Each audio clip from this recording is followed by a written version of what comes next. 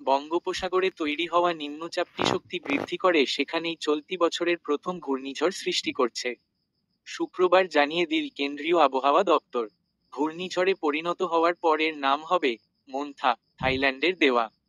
ঘূর্ণিঝড়ের অভিমুখ কোন দিকে থাকবে সেই ব্যাপারে এদিন আবহাওয়া দপ্তর কিছু জানায়নি। তবে আগামী মঙ্গলবার থেকে দক্ষিণবঙ্গের কয়েকটি জেলায় ভারী বৃষ্টির হলুদ সতর্কবার্তা জারি করা হয়েছে। উত্তর বঙ্গোপসাগরে ঘন্টায় সর্বোচ্চ ৫৫ কিলোমিটার গতিবেগে ঝোড়ো হাওয়া প্রবাহিত হওয়ার সম্ভাবনা থাকছে। এজন্য পশ্চিমবঙ্গ উপকূলের মৎস্যজীবীদের ওই দিন থেকে সমুদ্রে না যাওয়ার ব্যাপারে লাল সতর্ক জারি করা হয়েছে। যেসব মৎস্যজীবী সমুদ্রে আছেন তাদের সোমবারের মধ্যে ফিরে আসার পরামর্শ দেওয়া হয়েছে। আবহাওয়া দপ্তরের পূর্বাঞ্চলীয় অধিকর্তা হবিবুর রহমান বিশ্বাস জানান, ঘূর্ণিঝড়ের গতি প্রকৃতি কি হবে তা আগামী দিনে আরও পরিষ্কার হবে। সেই মতো রাজ্যের উপর এর কি প্রভাব পড়বে সেই পূর্বাভাস দেওয়ার নিয়মিত প্রক্রিয়া চলবে।